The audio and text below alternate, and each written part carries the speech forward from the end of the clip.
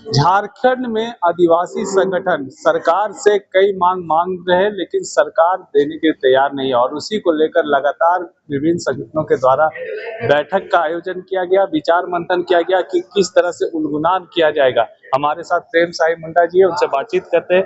क्या कहेंगे, आज आप लोग बैठक किए हैं, क्या मांग है आज?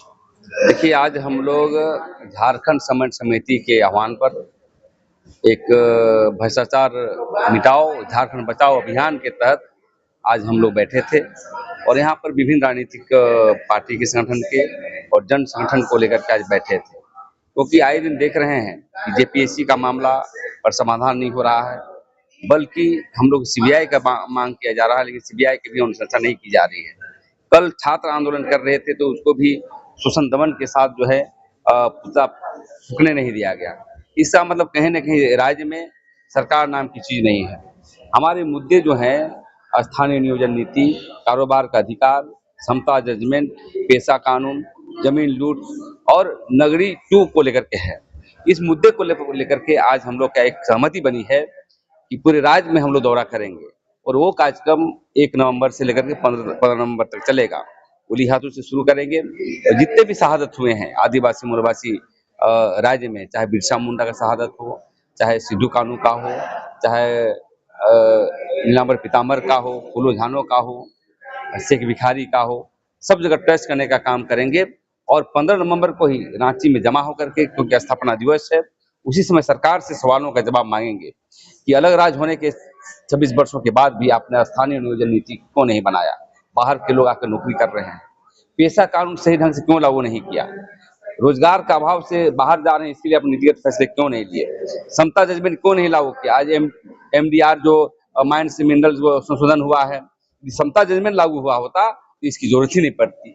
ये सभी मुद्दों को लेकर के हम लोग करेंगे, क्योंकि अलग राज्य के बाद एक भी मुद्दे जो है स्थापित नहीं हुए, न लागू हुआ, इसलिए उलगुलान का ऐलान करते हुए 1 नवंबर से 5 नवंबर का हम लोग का अभियान चलेगा और पूरे राज्य में जो है ये रथ से लेकर के हम लोग पूरे जनता के बीच जाएंगे और बताएंगे इस राज्य को उखाड़ना पड़ेगा, नहीं तो जो है हम आदिवासी मूलवासी स्थापित नहीं हो पाएंगे, हमारे नीतिगत फैसले नहीं होगा, इसलिए इस कार्यक्रम को आज रखे हैं। 26 वर्षों में लगातार यहाँ पर जो मुख्यमंत्री रहे वो आदिवासी रहे, एक रघुवर दास जी को छोड़ दिया जाए तो लगभग यहाँ पे सरकार जो रही आदिवासियों की रही। झारखंड अलग हुआ था आदिवासियों को एक व्यवस्थित व्यवस्था देने के लिए, क्या लगता है कि मिला? देखिए, इसी का तो दर्द है।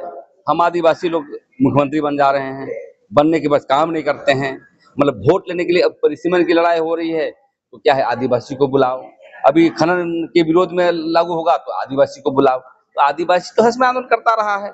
लेकिन 26 वर्षों में एक भी आदमी जो है, जो आदिवासी लोग बने हैं, एक गैर आदिवासी बने थे, सभी देश में, चाहे बीजेपी की सरकार हो चाहे कांग्रेस की सरकार हो, आदिवासी बने हैं, गैर आदिवासी एक बना है, तो कहने का मतलब सभी मुख्यमंत्री दोषी हैं, इसलिए जनता तो पीछी जा रही है। इसलिए हम लोग चाहते हैं कि नई उलगुलान के लिए हम लोग झारखंड को बचाने के लिए अभियान चला रहे हैं और इसके लिए सब पार्टियों से सहमति लेंगे, जो लाइक माइंडेड पार्टियां हैं, जो जनता की लड़ना चाहती है, क्योंकि अब लड़ाई के अलावा कोई चारा नहीं है, अब करो या मरो की स्थिति में हम लोग हैं और इसलिए झारखंड को बचाने का ही हम लोग संकल्प ले रहे हैं और आंदोलन तेज करने का काम करेंगे। जिस तरह से जेपीएससी का आंदोलन का आपने जिक्र किया, जेपीएससी का जो आंदोलन हुआ उसके बाद जो है सरकार ने उनकी सभी मांगों को मान लिया, छात्रों ने आंदोलन को खत्म कर दिया, अब मामला कोर्ट ने अगर रोक लगा दी है तो उसको लेकर आप लोग कितना? देखिए, राज्य सरकार ने रद्द तो किया, जांच करना चाहिए, लेकिन सरकार ने इसको जानबूझ करके रद्द किया क्योंकि उसको पता था कि वो कोर्ट में फंस जाएगा, क्योंकि उसके जो अधिवक्ता हैं, हमेशा देखते हैं नगरीय आंदोलन में भी अधिवक्ता अपनी बात को नहीं रखते हैं, जमीन के मसले पर नहीं रखते हैं, सीएम के लिए आंदोलन में भी नहीं रखते हैं, तो कहीं ना कहीं बहुत बड़ा राजनीतिक साजिश है। हम लोग एक ही मांग है, यदि आप सत्ता में रहना चाहते हैं तो सीबीआई का जांच मांग करा दीजिए ना, क्यों नहीं करा रहे हैं? तो जो बीजेपी वाले भी फंसेंगे, कांग्रेस वाले फंसेंगे, सब फंसेंगे, या तो नहीं हुआ तो दूध का दूध पानी का पानी हो जाएगा। इसलिए आज जेपीएससी का ही मसला नहीं है, जमीन लूट लगातार हो रही है, जब से मुख्यमंत्री बना है हेमंत सोरेन, जमीन लूट भरमार हो रही है, जमीन लूट डेली हो रहा है, अब नौकरी के लिए पलायन के लिए बाहर जा रहे हैं, तो झारखंड में तो काम हुआ ही नहीं है। इसीलिए हम लोग चाहते हैं कि आंदोलन को तेज करना होगा और जब तक जो हमारी बातें नहीं मानी जाएगी 2029 तक लगातार आंदोलन करेंगे और सत्ता पलटने का काम करेंगे। 30 अगस्त को आदिवासी संगठनों के द्वारा जो है सो मोरवादी मैदान में रैली का आयोजन कर रहा है परिसीमन के विरोध में। क्या आप लोग इसमें समर्थन देंगे? देखिए, हमारा हमेशा नैतिक समर्थन रहा है आदिवासी आंदोलन में, लेकिन परिसीमन के आंदोलन तो कर रहे हैं, लेकिन आपने स्थानीय नियोजन नीति क्यों नहीं बनाया? बाहर के लोग नहीं आते, अब जमीन को आप लुटवाते हैं, फिर जनसंख्या बढ़ती है तो परिसीमन की बात करते हैं। तो कहीं ना कहीं आंदोलन करने वाले भी दोषी हैं, और मैं इसलिए कहना चाहता हूं परिसीमन के रोक के लिए हमारा नैतिक समर्थन रहेगा, लेकिन सिर्फ अपनी सत्ता बचाने के लिए, आंदोलन में रहने के लिए यदि आंदोलन हो तो अच्छा नहीं है। हम चाहते हैं कि परिसीमन के मसले पर और झारखंड के मसले पर सत्ता पक्ष और विपक्ष दोनों मिल करके बैठक करके एक सामूहिक निर्णय लेते हुए आगे बढ़ना चाहिए, क्योंकि सीट नहीं घटना चाहिए। एक राजमहल का सीट घट रहा है, वो उसके झारखंड मुक्ति में नेता बोल नहीं रहे हैं, जो उसका कौन हंसदा है वो भी इस बात को नहीं बोल रहे हैं, विजय हंसदा। तो मेरे कहने का मतलब परिसीमन हो, लेकिन हमारी सीटें फ्रीज हो, और जो 2011 की जनसंख्या में जो हुई है उसके आधार पर हो, कोई दिक्कत नहीं है। लेकिन जिस प्रकार से राजनीतिकरण हो रहा है, हमें लगता है कि 30 तारीख का आंदोलन में नैतिक समर्थन है, लेकिन इस पर व्यापक रूप से विचार करना चाहिए और मिल बैठ करके सत्ता पक्ष, विपक्ष और जन संगठन मिल करके काम करना चाहिए, ताकि परिसीमन रोक लगाई जा सके।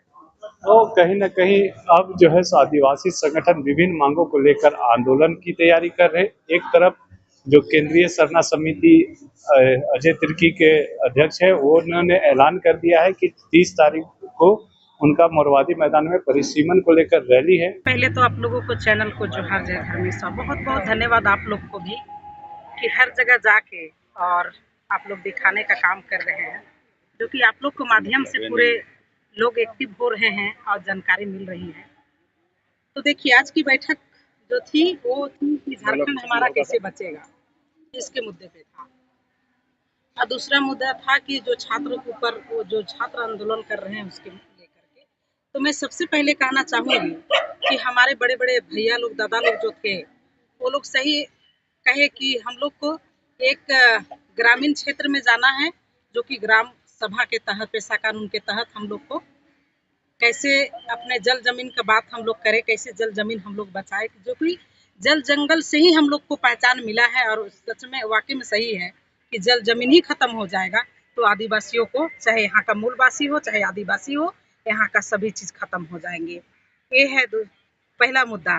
दूसरे मुद्दा है कि जिस तरीका से कल हमारे भाई बहन का साथ में जो लाठी बरसाने का काम की है प्रशासन, तो मैं उनको भी, हमारी सरकार, निकम्मी सरकार, जो हमारे भाई बहन को, जो हमारे बेटा बेटियों को इन्होंने डंडा बरसाने, लाठी बरसाने का काम किए हैं, उनको भी मैं कहना चाहूंगी कि छात्रों से नहीं लड़िए, छात्रों के माओं से लड़के देखिए, तब आपको पता चलेगा कि आपकी लाठी आपके ऊपर बरसाई जाएगी।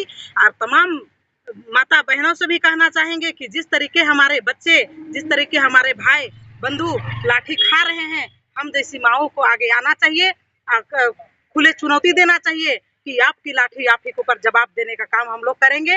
लेकिन अभी भी हम लोग जैसी माँ जगे हुए हैं, जो कि आप प्रशासन को भी जवाब देंगे और झारखंड सरकार को भी जवाब देने का काम हम लोग करेंगे कि उन्हीं को लाठी, उन्हीं को लूट के हम जैसी माँ भी बरसाने का काम करेंगे। मैं यही आप लोग को माध्यम से बताना चाहूंगी कि उलट जवाब देने का काम हम लोग बहुत जल्द करेंगे। इसीलिए झारखंड सरकार, आप सुधर जाइए और अपने प्रशासन को संभाल लीजिए। जिस तरीका छात्रों और छात्रियों को साथ में डंडा बरसाने का काम किए हैं, अब हम लोग आपको चुप रहने वाले नहीं हैं, ये आपको जवाब बहुत जल्द देंगे, यही मैं कहना चाहूंगी। जेएमएम के कार्यकर्ता थे। अरे जेएमएम के कार्यकर्ता थे, इनको तो लाज लगना चाहिए, इनको तो शर्म आना चाहिए कि उसमें से हमारे भी, उनके भी बच्चे थे।